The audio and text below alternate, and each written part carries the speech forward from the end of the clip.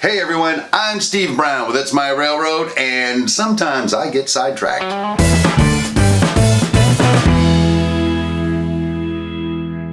Hello and welcome to a very special episode of Sidetracked. This is the place we keep the stuff that doesn't exactly fit in with one of our project builds, but we want to share with you anyway. So if you're new here, consider subscribing. Like I said, this is a very special day here at Sidetracked because today we are going to celebrate the second birthday of the Brown-Smith Railroad. It was July 1st, 2016 when I first cut the lumber and started mounting it to the walls to start building this railroad. So, today what I wanted to do, I just want to ratchet back a notch, give you sort of the 2-year retrospective on the development of this railroad. As you guys know, Switch Junction's had more than one version. The port has had more than one version. We've done some expansion, and of course the logging camp that we're all working on right now. So again, I put this together. The first half of it is kind of a photo montage that sadly picks up after the track is laid at Switch Junction, but it's still a lot of fun. Then in the middle of it, I meet you guys and things change, and you'll see what I mean when you get there. So anyway, let's just take a look at 2 years of the Brown-Smith Railroad right now.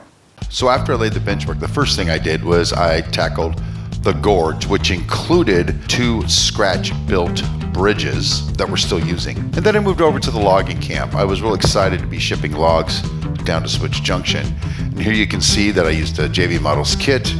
I did a little bit of scratch building on my own, and I finally decorated the scene, and that's how it looked. Then we moved over to Switch Junction. First thing I did, I went ahead and made an engine house for the shay. I made that from a kit, kind of like the way it looked. Still using it today. Then I made the saloon, and we're still using it today. Then I decided I was going to scratch build a depot. My very first ever complete scratch build attempt. The rails in Switch Junction weren't working so great, and I didn't like the configuration. So I ripped everything out, rebuilt it. This time I used the foam roadbed. We weathered out the depot, put it in place. Then I went to work on the turntable. I saw some pictures. I kind of like what I saw, so I made a turntable, and it didn't function great, but it looked good. And then there are these 2 scenes from Switch Junction. I really like them. I'm very happy with the way it looks for now. Next thing, I moved over to make the coal mine, and I included a retaining wall to hold the mountain up. Got a chute going way up into the mountains to receive the coal, drop it down into the cars. Then we move over to what was the port on the far left, Brownsville in the center, and on the far right, you've got the sawmill. I wasn't happy with this configuration, so I redid it, moved the turntable all the way to the end, and then cut out for a new river. Well, there's my dog playing Godzilla. Then I started working on my coal trestle. This is actually my favorite structure on the layout presently. Built it completely from scratch. Love the way it came out. It's really got a lot of detail. I'm really proud of it. I started working on the retaining pier for the fruit distribution center. Expanded out to add the grain elevator and power plant. Back I put an engine house in at the time, at the end of the other turntable. Then I built the deck for the port and a couple of structures there that I kit bashed. And I kind of like the way this came out too. I'm really happy with it. And that's kind of the way the port sits today. But then we moved over to the sawmill. I built this from a JV Models kit, weathered it myself. I built the deck for it. I had to cut out part of the mountain to make room for it and its loads. But then I decided I wanted loops on my layout. So I went back to Switch Junction for the 3rd time, and we just started tearing out the track and rebuilding it. I just extended the benchwork out under the foot and screwed some 1/2-inch plywood to it. Then I glued some styrofoam to the top of all of that.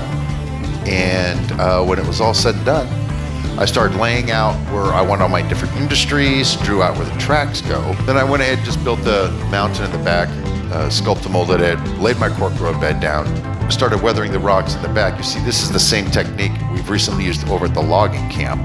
And then I got all my track laid, started getting all my wiring done, made me a kit bashed fruit distribution facility, extended the depot, kit bashed a coal loader into a grain loader, and sort of finished up the switch junction. Then it was time to extend Brownsville. I wanted the loop at the other end. I just extended the bench work, went ahead and put a couple of spurs in there, added another fruit distribution facility. I kit bashed a whole bunch of kits to make a merchant row.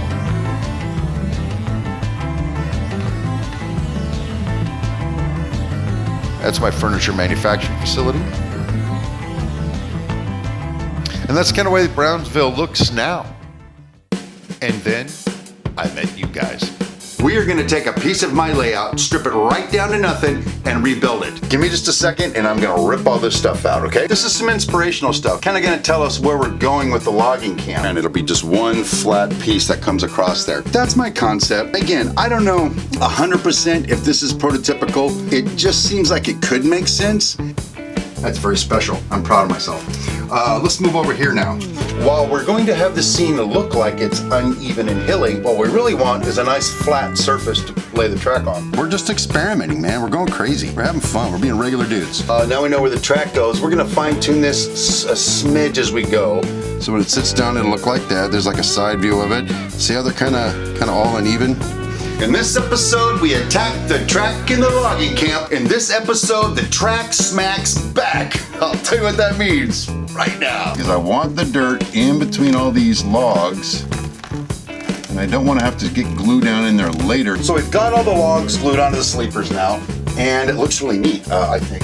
Between a pen, a Duracell battery, and all-purpose machine oil, I am seeming to hold this in a relatively flat position. You know, this isn't working for me. Again, I'm warning you, this is the ugly way of doing it, but it's like all I know how to do, so that's like the basic shape. Got this. What do we want to do here? What do we want to do?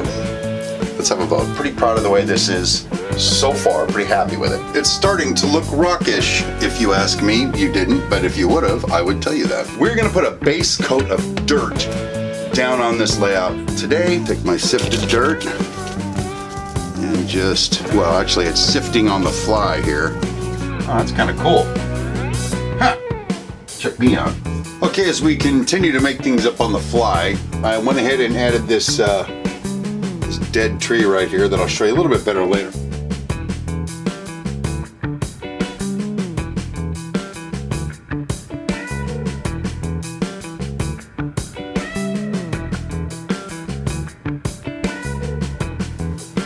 And there's the Brown Smith Railroad, 2 years in the making. I hope you enjoyed that as much as I enjoyed making it. Hey, if you haven't subscribed already, why don't you do that now? Make sure you like and share this video with somebody. And until next time, my name is Steve Brown, and rail on, my friends.